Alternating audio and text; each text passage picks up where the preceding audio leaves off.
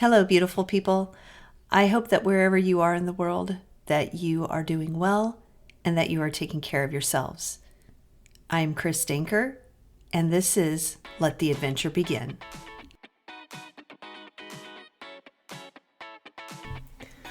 Let the Adventure Begin with Chris Danker podcast. Hey, welcome to episode 137. I'm going to tell you a story, a lesson I learned from it, and what I'm going to do about it. So here's the story. Recently, my mom and I went out to lunch, and we were in the town that she lives in, small town.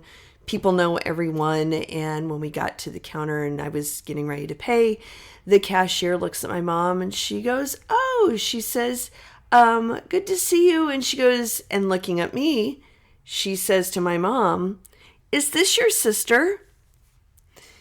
And I had two thoughts go through my head. One, kudos to my mom for looking young. And then the other thought that popped into my head was, man, that means I look maybe old. Now, to put it in a little bit of context, my mom is youthful looking. She dyes her hair. I, on the other hand, decided during COVID, with my husband's prompting, who had been prompting me for a long time, to let my hair go gray. And I did during COVID. And when my mother-in-law was in hospice in 2021, and it was really coming in gray, and she said to me, she goes, "Chris," "I just really love your gray hair." And that's when I knew I needed to keep it. And yet when things like that happen, I'm like, I am 57 years old. I am not old. But something that I learned was, I go back to a quote. I don't memorize very many quotes, but this one by Eleanor Roosevelt from Prince's Diaries. That's where I first heard it. It's always stuck in my head. And in this quote, Eleanor Roosevelt said, "No one can make you feel inferior without your consent."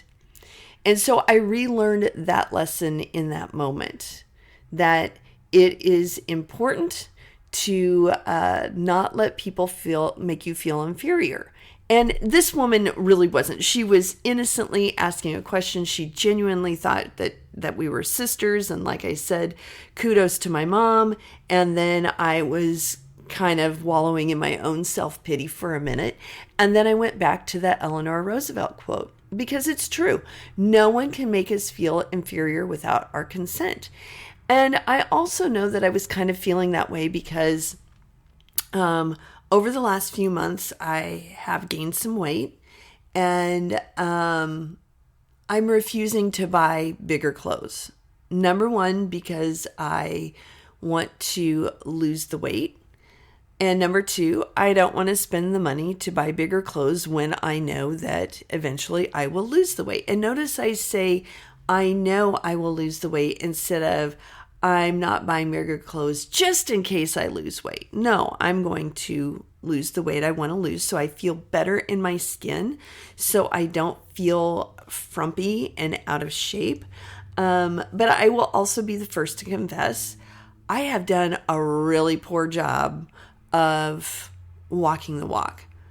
I can talk the talk. I know what I need to do in order to start losing weight. Although, as everyone has told me, as you get older, as your metabolism slows down, it's not as easy to lose weight. And I get that, even though my brain is like in denial over that. I feel like I should be like when I was in my 30s and early 40s, that I didn't worry about gaining weight because I was naturally more active. And I haven't in the last few years. And so, it's a matter of knowing what I need to do and then actually doing it. And I know that's all in my control. I can't control another person's comments.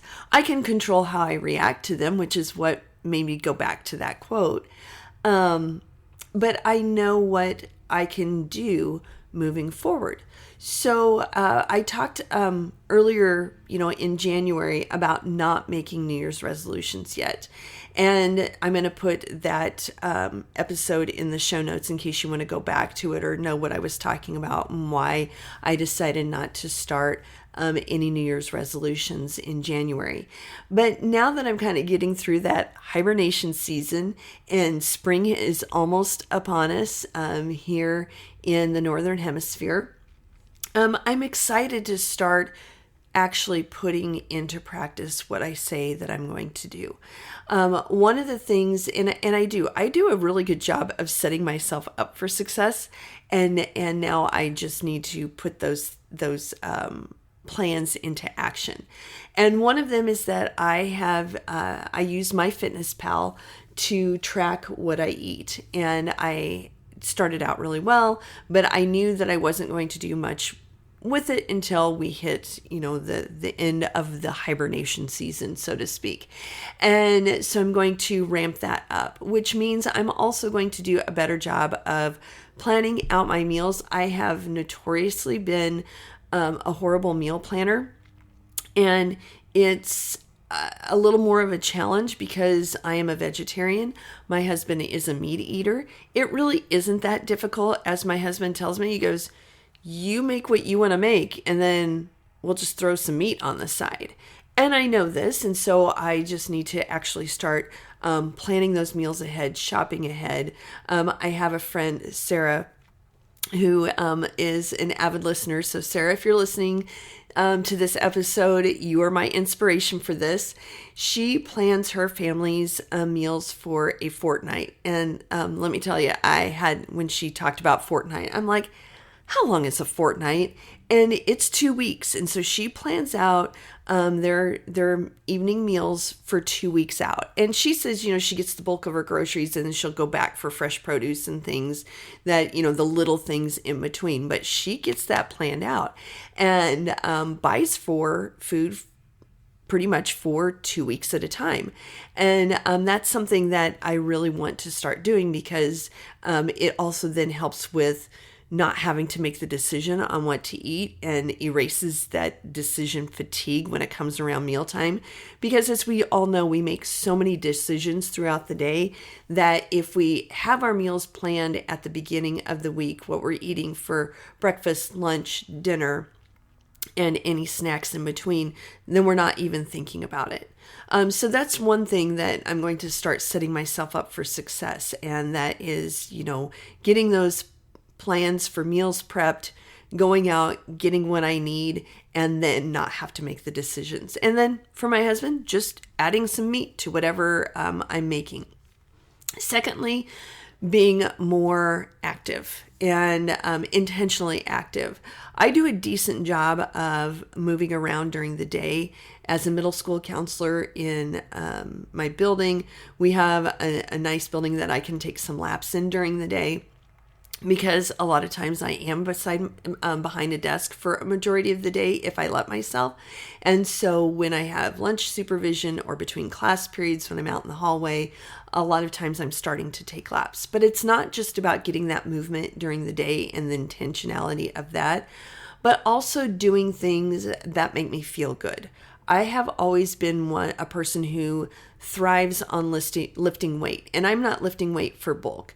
It is a lot of just lightweight, just body weight training and things like that, but getting more consistent with that 3 to 4 days a week. I know that I'm going to feel better. And then obviously getting outside more. Now, I have run 8 half marathons. But the last half marathon that I ran was, it's coming up on 9 years. It was in 2016. And I don't know if I want to run another half marathon, but I also know that I felt my best when I was in that flow state of my life, because those things that I was doing with working out, eating better, they were non-negotiables. That they were just automatic, that that was just that was an additional part of my day. And I've let them go. I've let them be negotiables, going, I don't really feel like it today. And I've been stringing way too many of those days along. So, I just wanted to share that story with you, what I learned from it. And then, beginning to come out of that hibernation phase as we enter spring, and not just talking the talk, but walking the walk. So I hope that wherever you are in the world, that you let your adventure begin. And until next week, peace.